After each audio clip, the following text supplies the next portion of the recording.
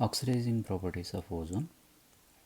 Ozone reacts with KOH to form potassium ozonide KO3, and this KO3 is orange colored solid in which O3 minus is paramagnetic due to the presence of the unpaired electron.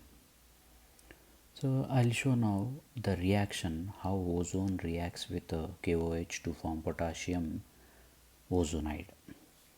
Here ozone oxidizes solid powdered KOH at temperature below 263 Kelvin to form potassium ozonide. Ozone oxidizes solid powdered KOH at temperatures below 263 Kelvin to form potassium ozonide. The reaction is O3 gives rise to O2 plus O.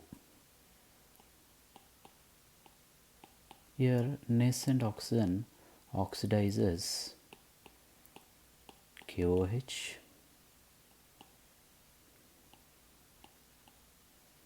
to form KO3 plus H2.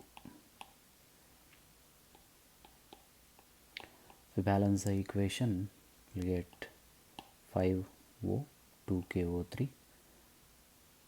So to cancel the nascent oxygen, this equation, first equation, should be multiplied with 5. So we'll get the balanced equation, that is 2KOH plus 5O3 gives rise to 2KO3. This is potassium ozonide plus 5O2 plus H2O.